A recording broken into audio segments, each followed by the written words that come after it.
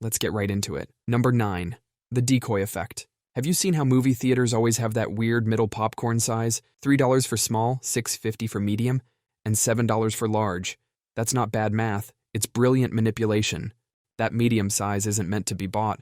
It's there to make you feel smart for buying the large, just like having an ugly friend in photos makes everyone else look better. Your brain falls for this trick because it loves comparing things. Give it 2 options, it'll think carefully, but give it 3 options with one being obviously worse, and it'll run straight to the best deal. Netflix does this with their plans.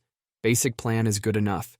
Premium plan is all the bells and whistles. And then there's that middle plan that's just awkward. For just a few bucks more, you could avoid being reminded about hemorrhoid cream every 10 minutes. Dating apps also use the same trick. The free version is barely usable. The premium version has a reasonable price and decent features, but they have a gold membership that costs the same as your kidney, and it makes the premium tier look like a bargain. Number 8. Anchoring. Your brain gets stuck on the first number it sees. It's called anchoring, and it's used to play you like a puppet. Car salesmen are masters of this game. They'll show you a car that costs more than your house. Then when you're having a mental breakdown, they'll show you the budget option. Suddenly paying 30 grand for a car with a weird noise feels like you're stealing from them. Scientists proved this with a jar of jelly beans. Before asking people to guess how many beans were inside, they showed them a random number. The people who saw 50,000 guessed way higher than those who saw 500, even though both numbers came from spinning a wheel. Even doctors fall for this. First diagnosis becomes the anchor. If the patient says their arm hurts, doctor blames the old shoulder injury. When the patient mentions they got shot, doctor still insists it's the shoulder. Stores use this against you all the time. They'll slap a $200 price tag on a $20 shirt, cross it out, write $40 below it, and suddenly you're feeling like a financial genius for buying an overpriced rag. Number 7. The power of framing. Imagine 2 doctors telling you about a surgery. One says it has a 90% survival rate. The other says it has a 10% death rate. Same surgery, same stats, but you feel completely different about each option. Your brain is basically a toddler that can do math. Show it numbers, it'll think carefully, but wrap those numbers in emotion, and logic goes right out the window. Politicians never say we're raising taxes. They say we're investing in our future, like calling a mugging a surprise donation event. Scientists did an experiment about fighting a disease. They gave patients 2 identical treatment programs with different wording. One focused on lives saved, the other on lives lost, same exact numbers. But people consistently chose the lives saved version. Your brain would rather not think about death while making decisions about death. Marketers don't sell you dead cow in a bun. They sell you a 100% pure beef premium burger experience. Even therapists use this trick. They help people reframe their trauma from that thing that broke me to that thing that made me stronger. They're basically upgrading your life story from a horror movie to a superhero origin story. Number 6. Social proof. Ever noticed how empty restaurants stay empty while busy ones get even busier? That's social proof at work. Your brain assumes if lots of people are doing something, it must be good. If everyone's running in one direction, you run that way too. Because maybe they know something you don't. Like maybe there's a bear behind you. A restaurant owner tried an experiment. He paid actors to stand in line outside his empty restaurant. Soon, real people joined the fake line. By dinner time, the place was packed. The food was terrible, but the line kept growing. Social media is a factory for manufacturing fake popularity. Those Instagram posts with thousands of likes, half of them are from bots, but your brain doesn't know that. It just sees the numbers and thinks, this must be good. Companies exploit this constantly. They say 9 out of 10 dentists recommend our product, but they probably asked 100 dentists and cherry-picked the 9 who agreed. The other 90 were too busy actually fixing teeth to answer their survey. A professor proved this with a simple experiment. He had actors stare at the sky. The more actors he added, the more random people stopped to look up too. Soon, there was a whole crowd of people staring at absolutely nothing. Number 5. Foot in the door technique. The foot in the door technique is like psychological quicksand. First, they ask for something tiny, like, hey, can you just watch my stuff for a minute? Then before you know it, you're helping them move apartments. Your brain has this weird need to stay consistent with past actions. Once you say yes to something small, saying no to something bigger feels wrong.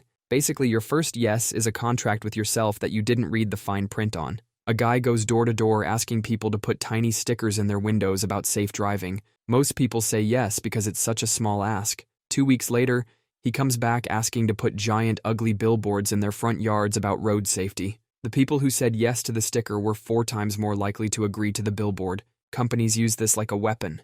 Just download our free app. Then they want your email, then your phone number, then your firstborn child.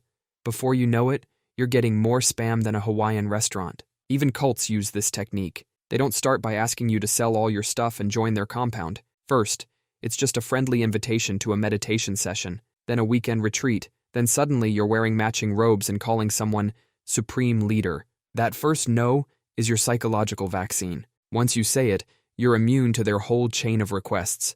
So when someone asks you for just a minute of your time, remember that minute might cost you your whole afternoon. Number 4, the Ben Franklin effect. Imagine turning your enemy into a friend by asking them for favors. That's exactly how Ben Franklin won over his political enemies. Your brain is a terrible detective. Instead of looking at evidence first, it looks at actions, then makes up evidence to match those actions. Ben Franklin used this trick on a rival who kept trying to destroy his career. He asked to borrow a rare book from the guy's private library. His enemy was so flattered, he handed it over. A week later, that same guy who wanted Franklin dead was inviting him for dinner. Businesses use this all the time. Help us improve our service by filling out this survey, not because they care about your opinion, but because once you help them, your brain starts thinking, I must like this company, otherwise why would I help them? The bigger the favor, the more your brain has to justify it. Ask someone to water your plants while you're away. They might become a friend. Ask them to help you move apartments. They might name their son after you. Your brain is basically gaslighting itself into liking people, all because it can't handle the idea that you might help someone you don't like a kid making up an elaborate story about why there's crayon on the walls. Number 3, guilt tripping. Imagine having an emotional sniper constantly aiming at your conscience. That's what guilt tripping feels like. They don't need bullets when they have phrases like, after everything I've done for you. Your brain has this built-in need to avoid making others feel bad. Guilt trippers hack this like a cheap video game. A mother tells her daughter, I guess I'll just sit here alone on Christmas again. She's not asking for company. She's installing spyware in her daughter's conscience. Every happy moment at that party will now come with a side of guilt. Your brain on guilt is like a hostage negotiator who's really bad at their job. Instead of staying calm, it panics and gives in to all demands. Oh no, they said we never visit. Quick, cancel all our plans for the next month. Most guilt trippers don't even know they're doing it. They're just copying what worked on them. It's a virus that infects one generation, then spreads to the next. The more you care about someone, the more their guilt trips hurt. Because deep down, you know they're using your love as a weapon. And every time you give in, you're teaching them that guilt tripping works. Number 2, love bombing. Imagine getting everything you've ever wanted in a relationship all at once. Constant attention, endless compliments, expensive gifts, and declarations of undying love. But that's exactly what they want you to think. Love bombing is like getting force-fed chocolate cake. At first, it's amazing. I mean, who doesn't like cake? But soon you're feeling sick, yet they keep shoving more cake down your throat. And if you try to say no, they act hurt and wounded. These love bombers are basically emotional loan sharks. They give you all this attention up front, but the interest rates are horrible. Soon you're paying back that emotional debt with your freedom, your friendships, and your sanity. A girl met a guy on Tinder. By day 3, he was calling her his soulmate. By week 1, he'd bought her a $500 necklace. By month 1, he'd isolated her from all her friends because their love was too special for others to understand. When she finally tried to leave, he threatened to kill himself. Your brain on love bombing looks exactly like a drug addict's brain. Those constant, I love you texts and surprise gifts are hitting the same pleasure centers as cocaine. So while your gut might be screaming, this is too good to be true, your brain is begging for another hit. Love bombers often target people with childhood trauma. If you grew up starved for attention, their overwhelming love feels like finally getting water in a desert, except that water is actually poison. Real love is like a slow-cooked meal. Love bombing is just a microwave dinner that'll leave you sick later. Number 1, gaslighting. The term comes from a 1944 movie where a husband slowly drives his wife insane. He dims the gas lights in their house, but tells her she's imagining it. When she notices other things moving around the house, he tells her she's losing her mind. But modern gaslighters are far more sophisticated. They'll move your keys and then help you look for them, acting concerned while saying things like, you've been really forgetful lately. Think of it like psychological termites, slowly eating away at your confidence. You start questioning small memories, then bigger ones, until one day, You're asking permission to trust your own feelings.